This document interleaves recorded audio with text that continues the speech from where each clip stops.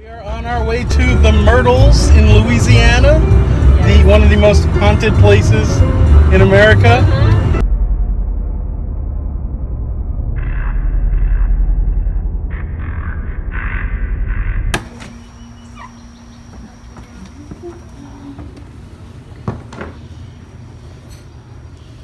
General David Bradford's suite. Is this the general?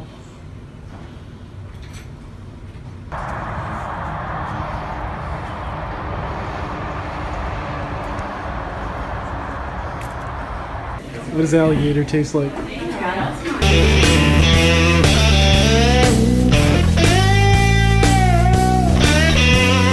Is there anybody here with us right now? Ashley? Hey, New Orleans! Yay! There used to be houses. Oh, wow. And this is covered from water from Katrina.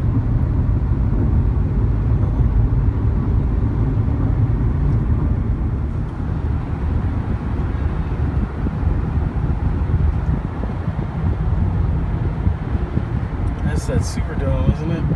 Yeah.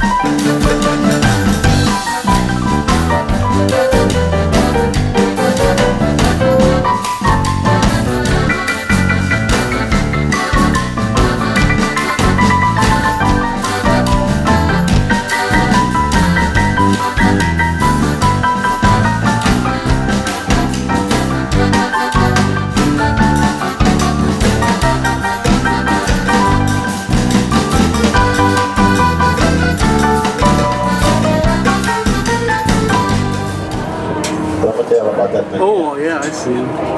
All right. That's camouflage. See ya. Sitting right up there. You know what? He knows we're here. He's protecting the bank right now. He's chilling out. Yeah, man, that guy that's all there is down the bottom. All right. I'll tell you about all that moss. Well, that moss don't kill the tree. It keeps the leaves moist. But straight ahead is what I'm worried about. I'm not worried about that moss. I'm not even worried about the parasites. What I am worried about is straight up ahead. I got to pass really close to those trees up there. It's going to take me 2.5 minutes to get back there. But when I do, I want to warn you, they got 27 different species of snakes in this part of Louisiana. 2 of them are deadly. One is a cottonmouth and a copperhead. You grab those trees and shake them. This is not Disney World. It will be real. So you better be careful when you lay shaking on trees out here. I can guarantee you they got snakes out here. You're probably going to see something. Look around a bit. You have 2.5 minutes to go before you get back. I won't stop until you get back there, okay? I have to go back to the house. It's too late now. All right. No. All right. What y'all want to do when I go home? Let me get back and I'll tell you how to hold. Yeah? You're filming. What's wrong with T-Boy? His name is T-Boy, B-O-Y. He was in a container back there, yo.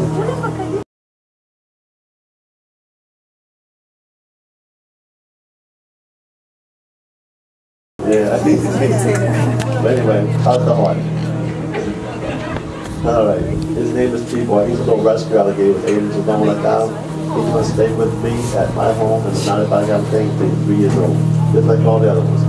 Alright, yeah, he's got 11, 12. But they're already back in a while. Some of them 6 and 8 foot long already. Over years, okay? The worst is one we bring home and we keep them, give them, you know, back to health. All right. He was 8 inches long and down, 2 years old now, about 26 months, 2 years and 2 months old. Okay? If you want a whole, what did Michaela do? He eats blood chicken or shrimp, I knows about it. You know, this many meals, right? All right, his water stays 80 degrees at all times, even in the winter time. There's like 4 of them in there. In the sunlight, that keeps him growing and keeps him digesting his food. If you want to hold him, put your index finger around, go on right here, fingers up underneath there, pull his tail at the tip right here, up in the air, and his feet dangling down. You can bring him down if you want, to hold him straight. Don't hang him over the side of the boat to take a picture, because you could drop him overboard. Don't put him on top of your head to take a picture, because he loves to make Gatorade. Try it and see. Now, I know y'all want to smile taking a picture, because every time somebody takes a picture, they smile, but when you smile, go ahead and smile. But when you smile, don't put them on the side of your face. Don't try to play nosies with him. And don't listen to him. He's slick. He likes to whisper in the ear. Don't do that. He's fooling. He wants to hear, okay? He don't touch his nose or the side of his mouth. He has teeth. Show him, people. Open up, smile. No, don't touch his nose. He will bite you. You touch him from the side, he ain't gonna see his mouth without getting open, okay? You roll up his fingers with that very sharp. Now, your whole person. Yeah. Big Daddy. Yeah, he got him. We let him hold first. What's that? Like those shorts, huh? Yeah, I know. He's going to the shoes too. Just like this, right there. Wait. Right there. Ooh, what is that? Is that the alligator purse? Hold on. He said y'all don't even worry about it. He know how the women are. It's probably fake anyway. Right here. Don't squeeze his belly, okay? There you go. And y'all can just pass him around like that. Please, don't be rough with him. He's more scared of you than you are to him. You can't do that anymore. You go into a coma.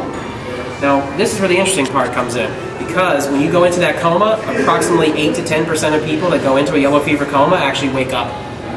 You know you're not dead. You know you just went into a coma. However, in the 19th century, when times like this are going on, especially during times of, you know, how should we say, great upheaval in the world, people get a little bit weird. You know, when they get a little weird, they start looking for what in the world is undermining their lives. Right? So of course people start thinking, well, if these people are up from yellow fever, you wake up in a world ruled by superstition. So they don't think that, oh, you've woken up and now you're good to go, because it's when you do wake up from yellow fever, you are essentially immune to the disease. You know, so you're actually a person who can be instrumental in the fight against yellow fever. Chances are, though, if you survive this, you may need to split town.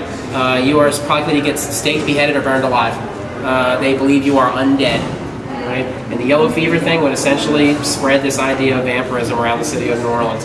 So when people get really freaked out and they get really scared, then they start spending money. We all know this happens. They start spending their money on anything they think is going to make them safe. So guys would show up here to the city with like basically cartloads full of these things, and they would sell them for very expensive. I mean, one of the old advertisements has one of these going for about $60. In the 1820s. That's a lot of damn money back then, you know. So listen, they were not cheap whatsoever. Now I'll kind of explain the contents right here, because there is a particular part of this which I feel definitely begs a an explanation. So you got your mirror right here, because of course you know a vampire will not cast a reflection. So you know you're dealing with an agent of the undead. You've got a nice little Bible right here, and that's of course because no fight with the undead starts without the good word. We all saw The Exorcist, right? If you haven't, Power of Christ compels you. Watch The Exorcist. Now, it also has a candle. A candle, you light that, and then that illuminates dark areas. That's all I know about candles. You have a rosary right here. It has a cross on it. You can't have enough crosses in these things at all. And then also you've got, of course, several different crosses. A cross made into a stake, and then a mallet, so you can get the cross through the beast's sternum if necessary. But this is the one I find the most interesting. Top left-hand corner, down here on the bottom, you see a vial that has a red smear in the bottom. All right, now that red smear, that's actually like a little bit of a blood stain. All right, and that's used for what's called bottling a vampire.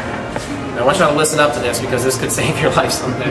All right, so how does one go about bottling a vampire? Well, it's simple. I'll explain it. So you keep a little bit of blood down there, usually about an inch of blood in the bottom of the vial, and when a vampire attacks you, you pull that thing out and you show it to him. Pull the cork off the top, make sure he can see it. He will not be able to resist getting into the bottle by turning himself into a mist. Now he can turn into a mist because Bram Stoker says he can. He gets in there, he gets in the mist, and then when he gets done, you put the cork on top, bam, he's your prisoner. you have bottled a vampire, and that is exactly how it works. You know, I would love to tell you guys that people didn't believe that, and that it was just kind of a weird quirk, but they did. You can go to occult shops in places in Eastern Europe, like Budapest and all that, and they will have a case full of those things. They'll be like, "Don't touch those, vampires in there." And you're like, "No, there's not." You know, but it's a once again, it's just kind of a quirky part of our history. I always like kind of pointing this stuff out, and I like that yellow fever actually led to a lot of the more interesting superstitions and folklore in the history of the city. You know, so and also I want to give you guys an opportunity to take a picture of this thing because once again, it's a museum piece. Everything James H. Cohen and Sons owns is for sale. So if you want this thing, I think it's like 10 grand. So anybody wants to split it with me, I'll buy it. Like, I mean, like we have to like share joint ownership. And I also want to say, when people say they buy things like this to make themselves feel safe, you notice the trunk has no locking mechanism on it whatsoever, and it's got a gun inside. And there's no way you're stashing this thing in the closet. Well, first of all, we don't really have closets. And second of all, any kid can just get in this thing. Like, and there's a gun in it. You know, it's like, so I would not feel safe with one of these in my house. And I promise none of them were ever used to kill a vampire. But yeah, let's kind of head over. Delphine's a good place to get started.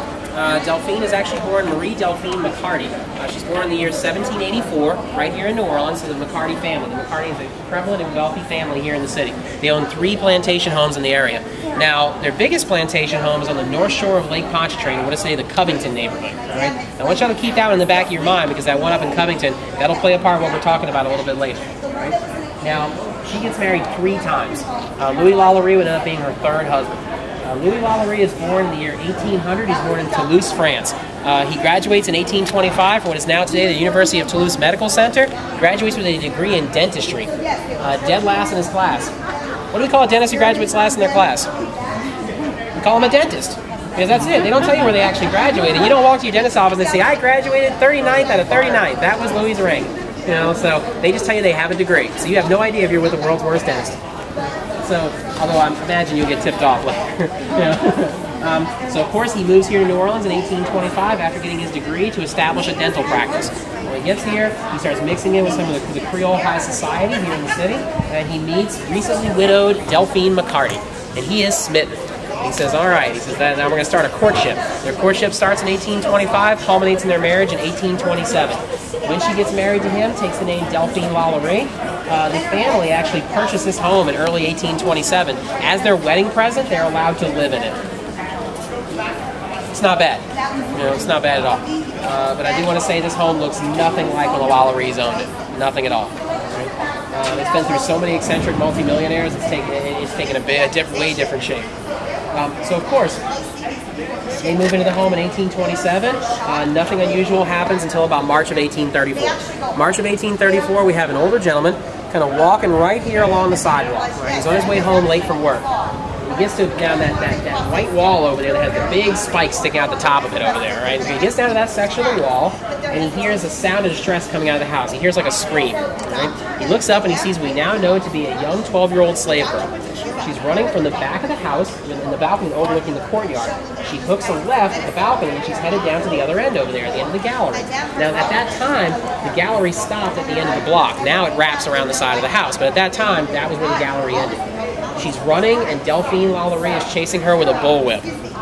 We all know what a bullwhip looks like, right? We all seen Indiana Jones. We're talking about a weapon here, all right? So not something you discipline somebody with, something you kill somebody with. So the girl gets down to the end of the balcony. It turns into a fight or flight situation. So she decides she is going to run. She's going to make her jump for it. So she jumps off the side of the balcony. She gets her foot caught in the cast iron. She goes head first into the street. All right. Now this guy, he sees her fall. 2 other bystanders around the corner over there also see her fall. So they all come to her aid. They pick her up and they run her down to the hospital. Now this at the time, today it's Governor Nichols. At the time, this is Hospital Street.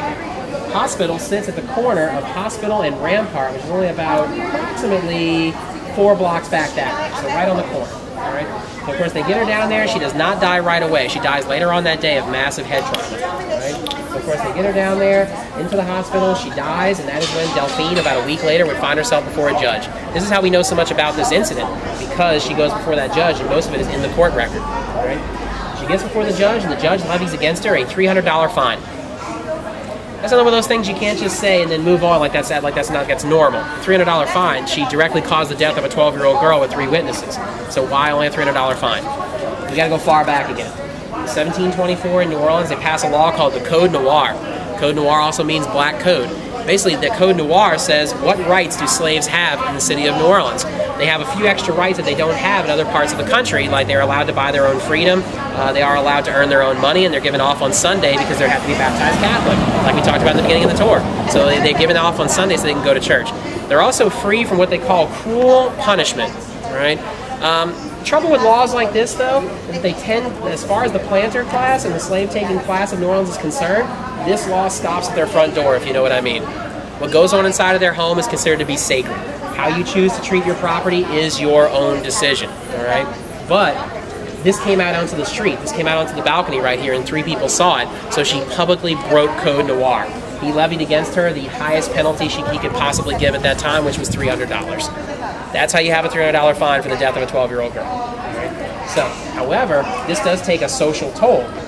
People here in the city who are used to coming to the Lolleries have their parties, because the Lolleries hold these big parties about once a month. They're invitation only, mostly for the bee's knees, you know, the upper crust of the city. And of course, these people are saying, we don't want anything to do with this place anymore. Something is wrong here. We're not coming. We're not going to parties. So the Lolleries will decide on April 12th of 1834 that they're going to hold a big party and that they're going to dip into the B-listers on their list. So they're going to hold a big party. It's going to be bigger than better than ever, and they're going to bring a whole lot of people there. April 11th of 1834, they leave their slaves behind inside of the home to get things ready for the next evening's festivities. Louis and Delphine go off to the opera. There's a beautiful old French opera house over on Bourbon Street. So they get over there to the opera, they buy this beautiful they get into the beautiful French opera house, start watching the opera, and that is when things down here will get a little bit out of hand. All right? When you guys look over here, underneath that lantern across the street, you can see like a little garage door. That garage door is where the kitchen is when the Lolleries own the home. Now, have y'all gotten a chance to go out to like Oak Alley or Laura Plantation or Whitney, any of those places? All right. One of the things you're going to notice about the plantation homes pretty much across the board is that they do not cook food in the big house, ever. They have cookhouses, which are usually 100 feet back from the main house, where they cook the food because they're afraid of fire. When you put a home that size on this piece of land, that is as far away as they can get the cookhouse from the main house. And of course, we say this because on April 11th of 1834, this place is fully immolated. It would burst into flames, and the fire originates from the kitchen.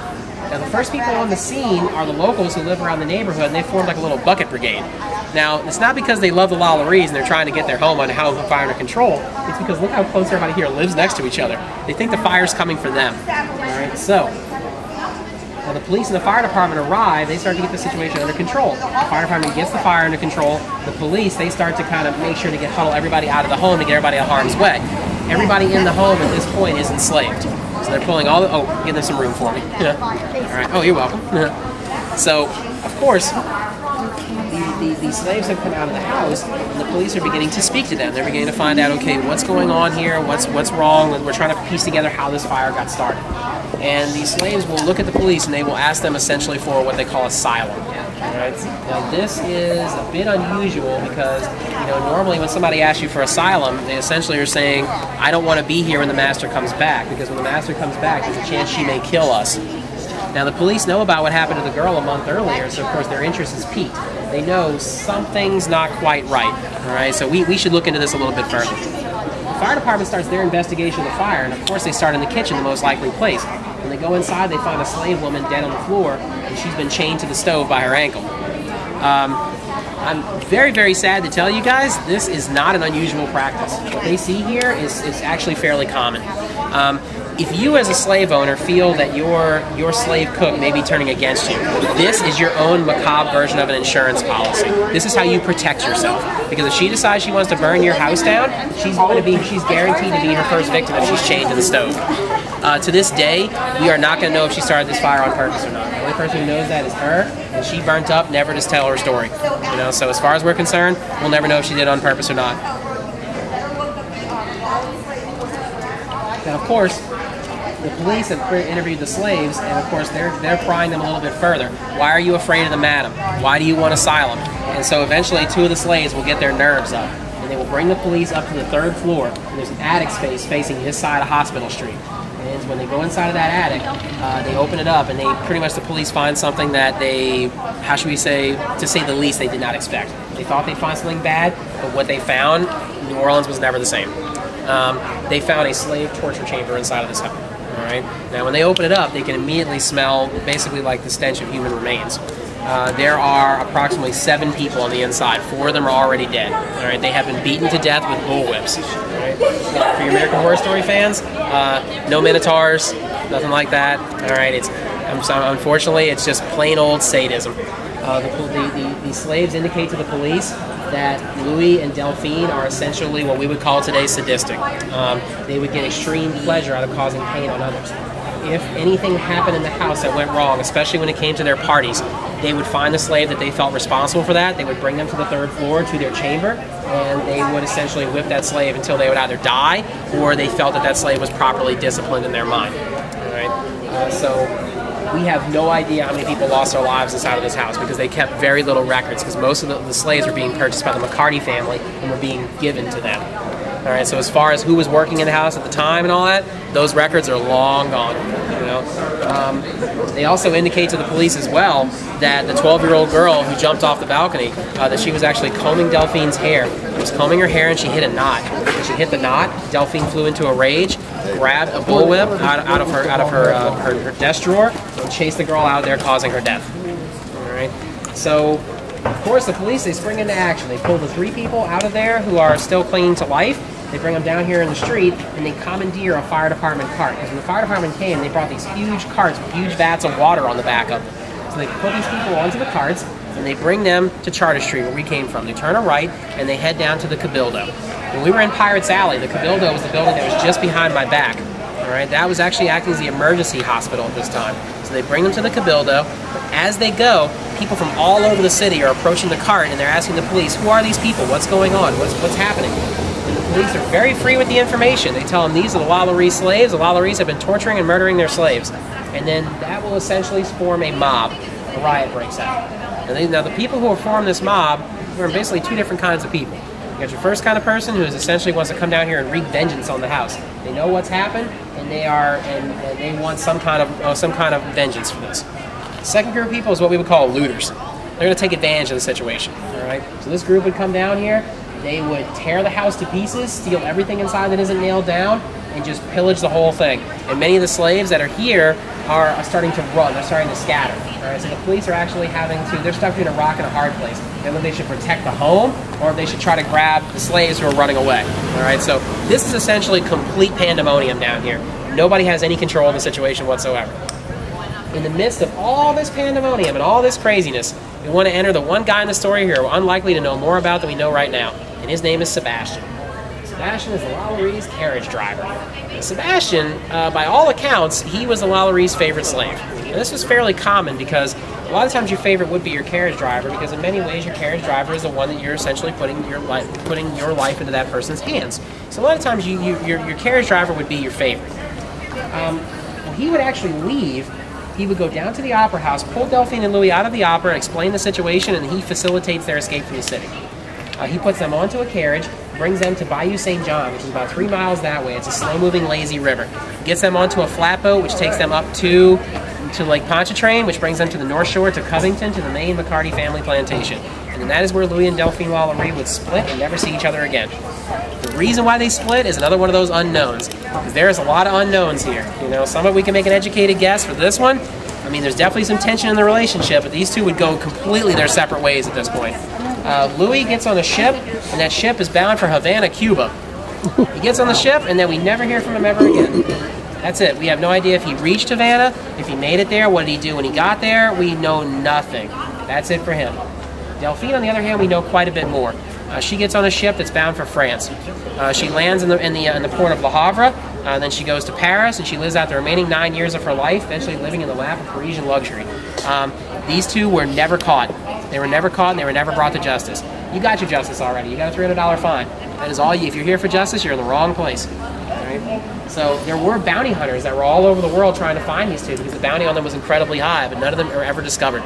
You know, which her only relatives were in Paris. If they didn't check there, I mean, I'm not saying I'm going to criticize 19th century bounty hunting here, but I mean, come on, you know. So anyway, I digress. So this house, after all this incident, everything begins to cool down. This house sits empty for years and years and years, and nobody will touch it, because people in New Orleans are firm believers in cursed property. We believe that certain places are cursed. It's part of our upbringing. So this one was no different, and nobody would touch it. Now people would go there and pick it apart for extra building materials and stuff like that, so it's fallen into complete disrepair. Along comes a German immigrant couple, and this German couple will buy the entire home, they will get a good deal on it, and then they will renovate it themselves by hand. They put a lot of their own money into it. They open up the second and third floor as their own home, and the first floor is opened up as a furniture store. Both of these two were actually furniture makers, and they were hand-making furniture to sell. They would end up selling the place after a little over a year, despite all the work they put into it, because they say the place is unlivably haunted. They say that at night they can hear moaning, screams, chains, and the one that always is the worst for me. It sounds like fingernails scratching on the walls, like somebody's trying to claw their way out of the wall. So this goes on. They said in some cases at night it's a cacophony of noise. And they say so they end up actually renting themselves a separate apartment on the other side of the corner so they don't have to end up sleeping here. All right, so they sell the place off. The next guy who comes along makes it into the haunted bar. Surprise, surprise, right? Well, that folds after about a year and a half because he says the place is actually haunted. He said he purchased it because he thought it was a joke. So this would go on for years and years and years, and I'm not going to go into every single person who's owned this home because I would have y'all out here for another 30 minutes, and I don't even remember them all. Because when you deal with cursed property, or so-called cursed property, you can look down in the records and you can find people who bought a place and then, you know, maybe the curse didn't happen to them, or they stayed there for 5 years and sold it. That's not really the case with the Lowry Mansion. This place lives up to being a cursed property. Most people who have owned it have come to some horrible end financially or come to some horrible end physically. So, now of course, over time, as it just continues to change hands, and I mean it goes through so many different iterations. At one point, it's even a boys' boarding school. You know, eventually we get renewed interest in the home in 2007 because it gets purchased by thespian extraordinaire Nicolas Cage. All right. Yeah, we got to discuss some foolishness now. All right. Oh, we got some room for them. Okay, good, good. All right. Okay, so Nicolas Cage in 2007 becomes completely obsessed with New Orleans. He decides, I want to move to New Orleans because the people of New Orleans, they get me. For the record, we don't get him. All right, nobody gets him. The only person who gets Nicolas Cage is Nicolas Cage. All right. So he decides, I want to move in here, and the Lowry Mansion is for sale, and of course he is going to buy it for about $6 million, uproot his family from Southern California, and move them into a haunted house. After that, he also goes on a spending spree. He is not done spending money. He buys the first ever Superman comic, Action Comics #1. Now, here's the thing. For a comic aficionados, this one is actually rated an 8 out of 10 in terms of its condition, which is extremely rare for a comic book its age. It's one of the most valuable comic books on planet Earth. It cost him $3 million. It sits in 6 inches of glass, and you can't handle it with your fingers. You have to have special gloves to even look at it. You know? He buys an entire collection of rare snakes.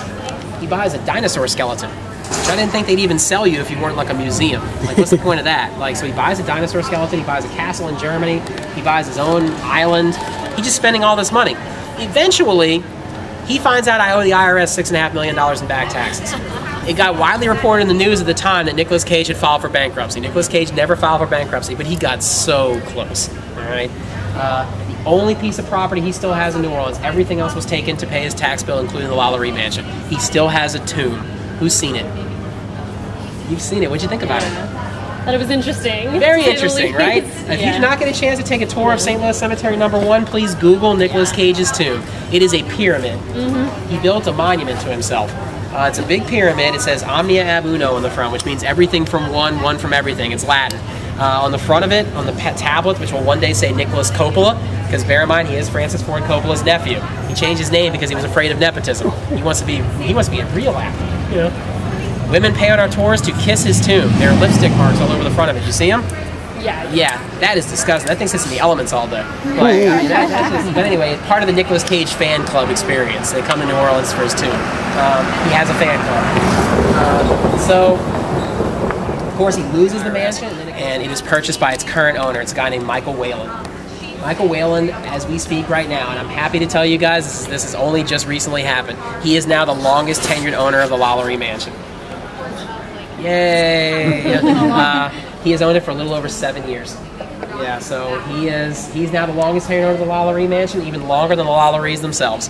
Mr. Whalen, when we heard that he bought the home, he bought it for $4 million, and he puts, excuse me, about $2 million of renovations in the inside. Mr. Whalen has no reverence for what happened here. His renovation plan was a skull motif. There are skulls all over the inside of the house. They're everywhere. We're going to go up to the side of the house over here. If the drapes are open, I can show you his skull pattern fabric dining room chairs. We were hoping that somebody who bought it was going to turn it into a museum. That is not what happened. Mr. Whalen, this is essentially his home away from home. It's his vacation home here in the city. So he's here maybe a dozen times a year at the most. He normally comes for special events. We can expect to see him around like Jazz Fest. He was here for French Quarter Fest. So he comes for special events only, Mardi Gras, things like that.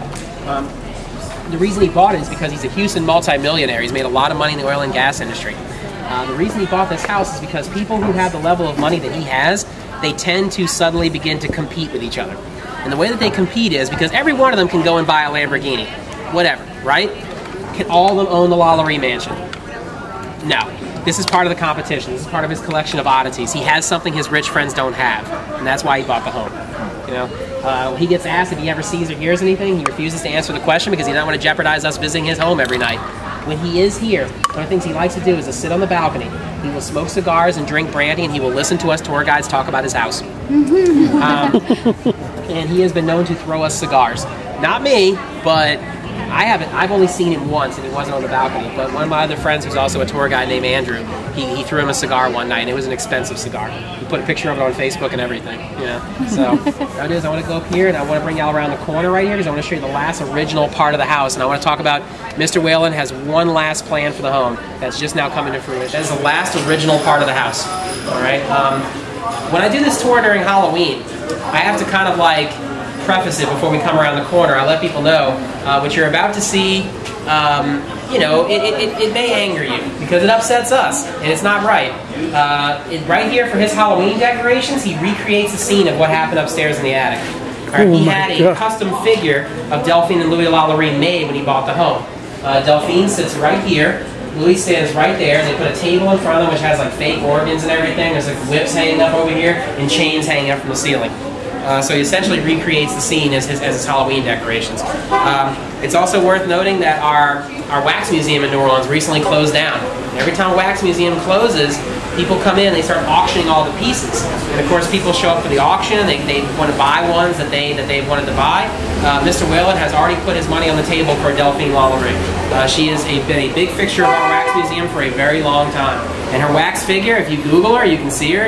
If y'all been to a wax museum before, they look very real. All right, now for her though, she had 3 portraits done in her life, so we know pretty much what she looked like.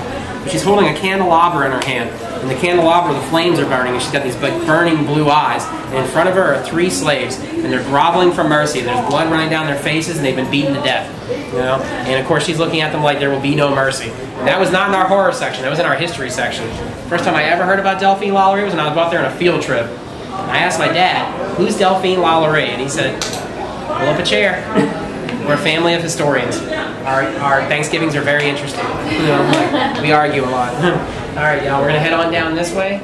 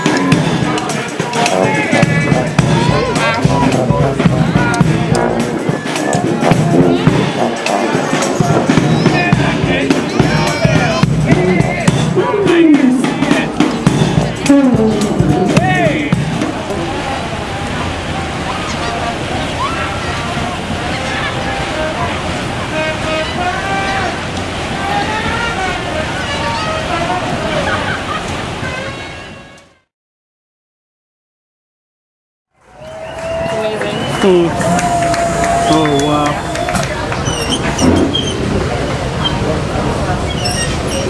You're taking a picture of him? Yeah, that's awesome. No, it's a video. Oh.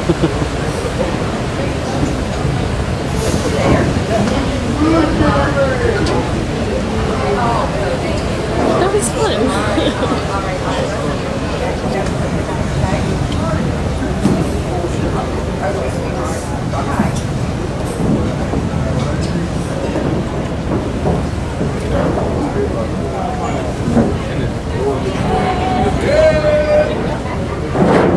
And it always looks nicer after the rainstorm. You mean the water or what? It's everything. Everything, yeah.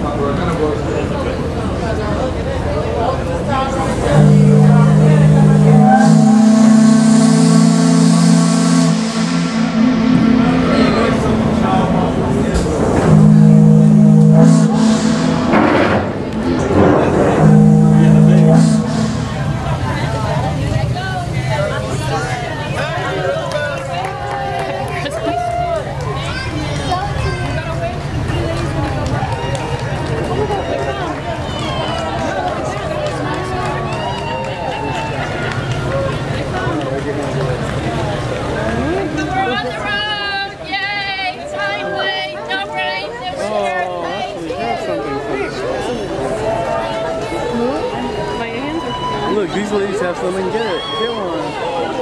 Go there and get one. No.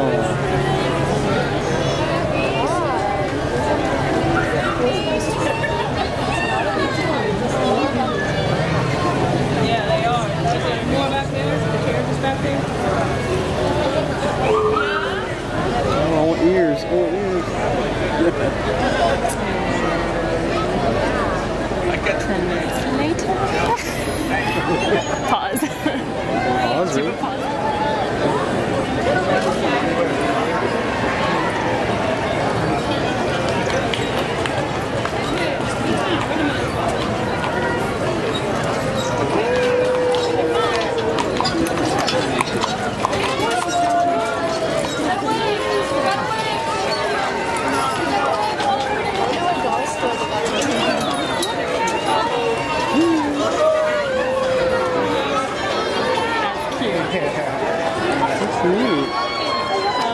It's neat. It's a...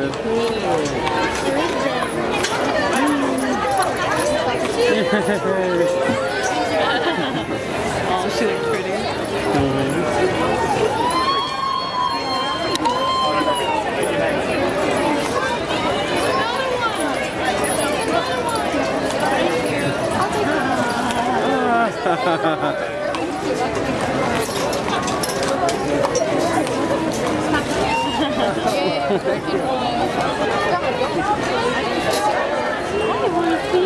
Oh, no worries.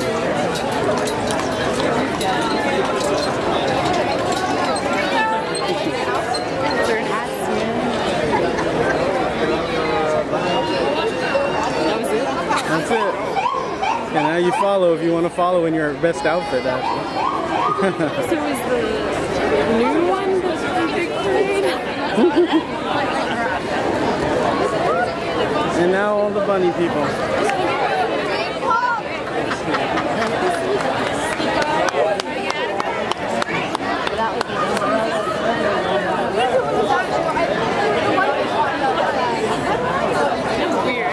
Well, then you become a part of the parade. That's why you're wearing that.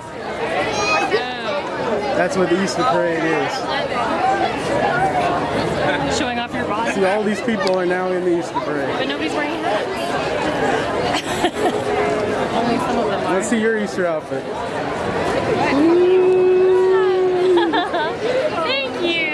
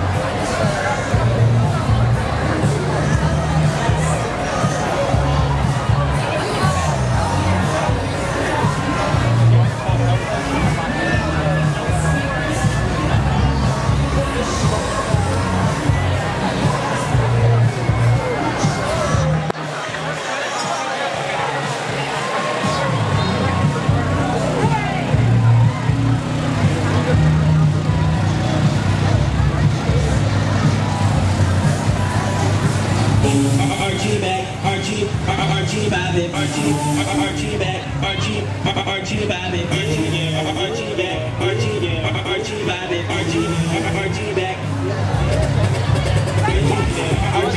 I thought you wanted for Archie back.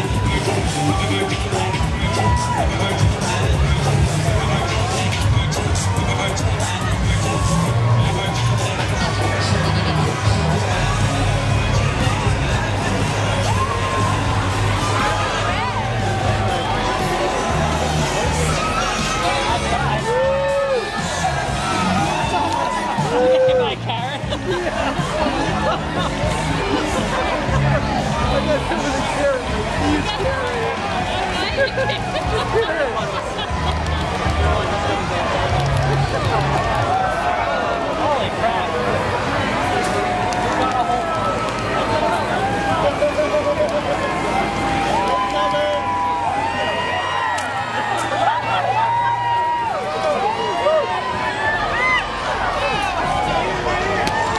I'm so sorry. Right here. Watch it.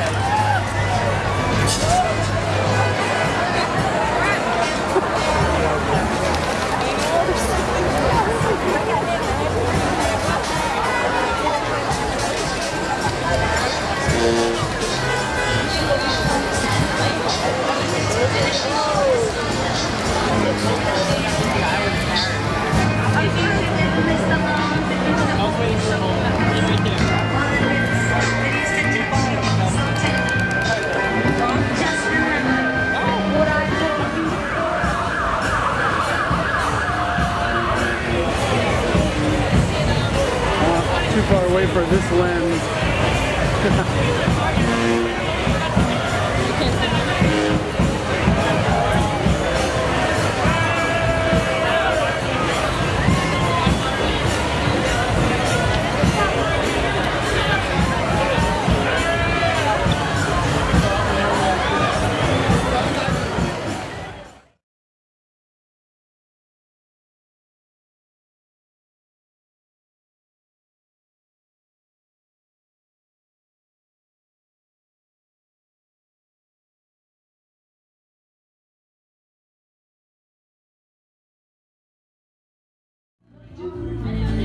What?